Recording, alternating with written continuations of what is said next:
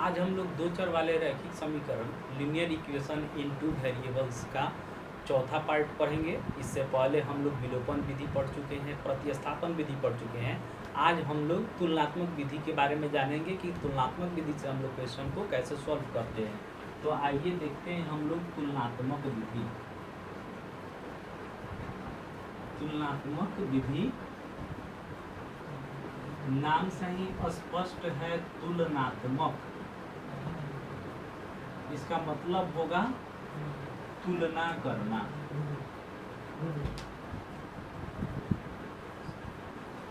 तुलनात्मक का मतलब होता है तुलना करना। तो हम लोग क्या तुलना करेंगे इसमें, इस विधि में?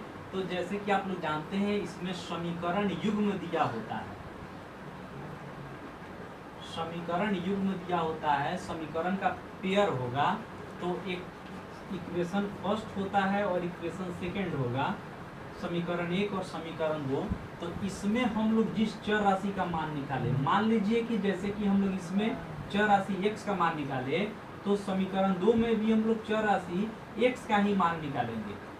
और दोनों में x का मान जो आएगा बराबर आएगा, तो दोनों को हम लोग तुलना कर देंगे, समीकरण 1 के x के मान को और समीकरण 2 के x के मान को। तो इसी विधि को हम लोग कहेंगे तुलनात्मक विधि।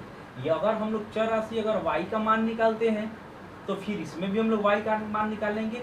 यानी कि हम लोग सेम वेरिएबल का दोनों इक्वेशन में हम लोग मान निकाल लेंगे और दोनों को आपस में इक्वल करके सॉल्व करेंगे।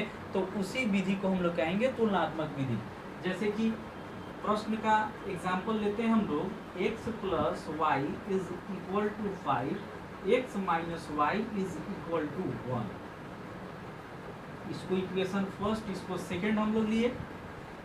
अब तुलनात्मक में हम लोग समीकरण 1 से जैसे चले, लिखेंगे हम लोग समीकरण 1 से। इसमें हम लोग यहाँ समीकरण को लिख दिए फिर से। अब x का मान निकाल रहे हैं, x बराबर 5 माइनस वाई। यहाँ x का मान आ गया। अब इसको हम लोग समीकरण मान लेंगे 3। तो अगर प्रतिस्थापन विधि होता तो हम लोग समीकरण 1 से ही सिर्फ चलते, इसका जो मान आया समीकरण 2 में रख देते। लेकिन हम लोग तुलनात्मक विधि से बना रहे हैं, तो इस परिस्थिति में हम लोग समीकरण 1 से चले, तो फिर हम लोग समीकरण 2 से भी चलेंगे।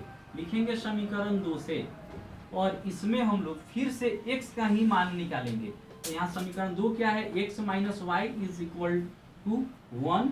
तो यहाँ x बराबर आ जाएगा 1 प्लस वाई। माइनस वाला इधर गया, प्लस में हो गया। इसको समीकरण 4 मान लिया जाएगा। अब यहाँ पर भी x का ही मान निकला हुआ है, यहाँ पर भी x का मान निकला हुआ है। तो यहाँ ये दोनों मान आपस में क्या हो जाएगा, तो बराबर हो जाएगा। तो हम लोग यहाँ लिख सकते हैं समीकरण 3 और 4 से। समीकरण 3 और 4 से। तो समीकरण 3 में x का मान आया है 5 माइनस वाई, और समीकरण 4 में x का मान आया है 1 प्लस वाई। दोनों आपस में इक्वल हो जाएगा। अब यहाँ हम लोग वेरिएबल एक साइड करेंगे, चर एक साइड और अचर एक साइड।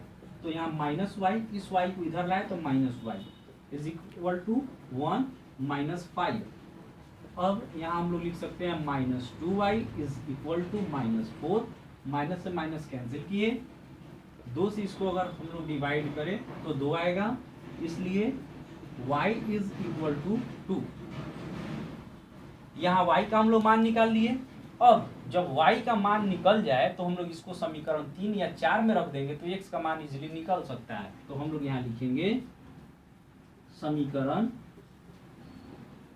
3 में y का मान रखने पर, समीकरण 3 में y का मान रखा जाएगा।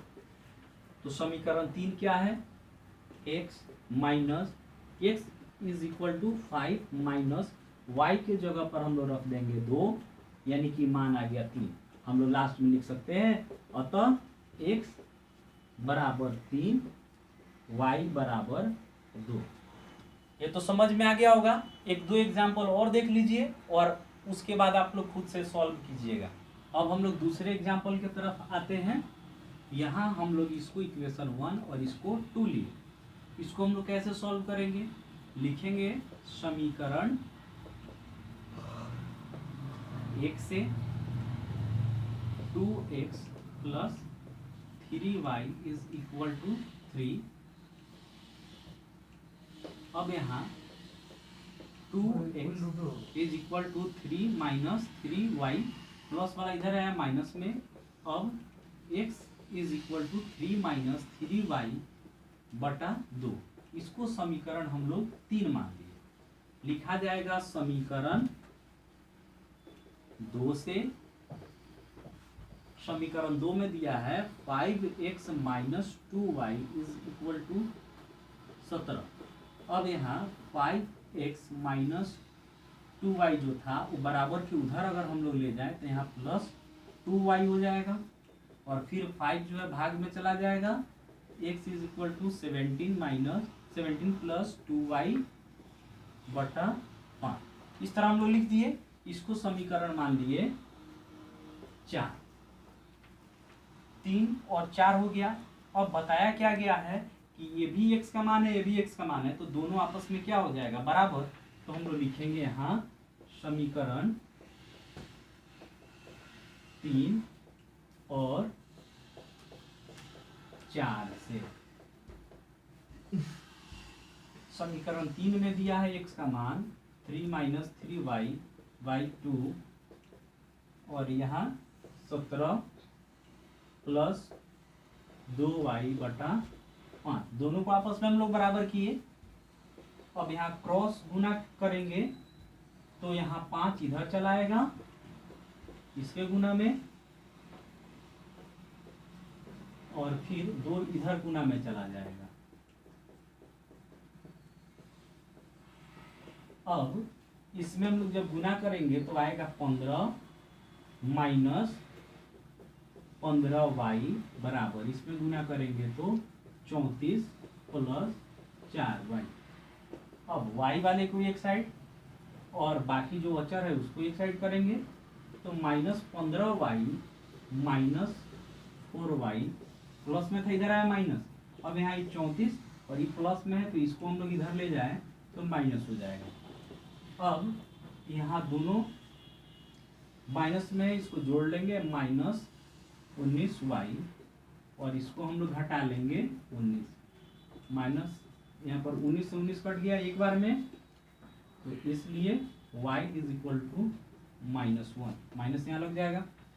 अब इसका मान हम लोग क्या करेंगे, y का समीकरण 3 में या समीकरण 4 में रख लेंगे तो x का मान निकल जाएगा।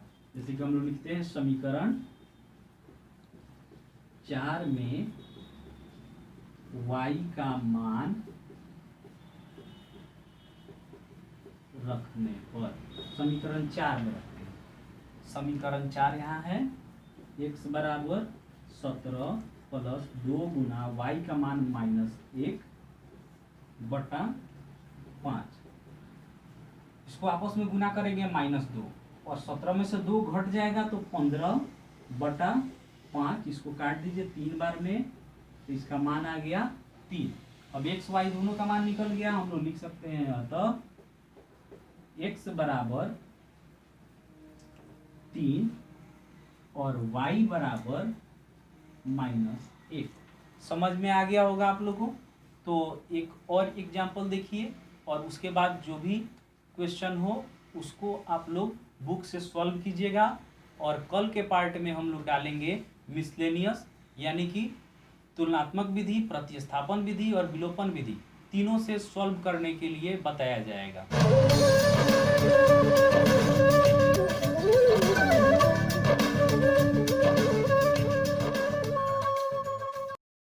अब इसी पर उदाहरण 3 देखिए। यहाँ पर इसको हम लोग समीकरण 1 और इसको 2 लिए। लिखा जाएगा समीकरण 1 से, समीकरण 1 से 2x minus 2y is equal to 12।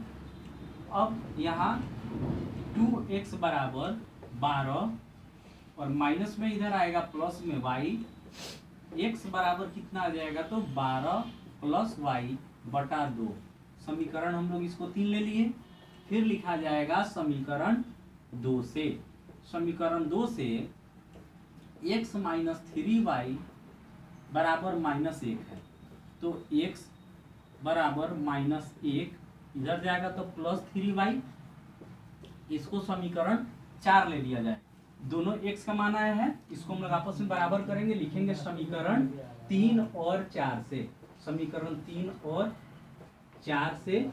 इसमें समीकरण 3 में दिया हुआ है x का मान 12 + y/2, इसको हम लोग बराबर करेंगे, x का मान यहाँ समीकरण 4 में है -1 + 3y। अब यहाँ 12 + y बराबर 2 इसके गुना में चला जाएगा तो 2 × 1 -1 + 3y। अब यहाँ से हम लोग लिखेंगे 12 + y बराबर, इसको गुना करेंगे तो -2 + 6y। अब उसके बाद प्लस यहाँ पर जो y है, y रहने दिए, प्लस में इधर था 6y, इसको इधर ले आया तो -6y हो जाएगा, बराबर -2, और प्लस में इधर है 12, इसको इधर ले जाएंगे तो -12। अब यहाँ -5y बराबर, दोनों माइनस में है तो हम लोग इसको आपस में जोड़ लेंगे, कितना हो जाएगा तो -14, माइनस से माइनस कैंसिल हो गया, इसलिए y बराबर 14/5 आ गया। यहाँ y का मान निकल चुका है, आप लोग इस y का मान समीकरण 3 या 4 में रख लीजिएगा, x का मान निकल जाएगा। उम्मीद है आप लोग को तुलनात्मक विधि समझ में आ चुका होगा, और कल अब प्रॉब्लम जो है आप लोग को तीनों विधि से एक ही क्वेश्चन को सॉल्व करने के लिए बताएंगे, कि फिर से आप लोग का रिवीजन हो जाए, विलोपन विधि, प्रतिस्थापन विधि और तुलनात्मक विधि, और उसके अगले पार्ट से नया विधि, ब्रज गुणनखंड विधि स्टार्ट किया जाएगा। ठीक है, तो अब हम लोग अगले वीडियो में मिलेंगे।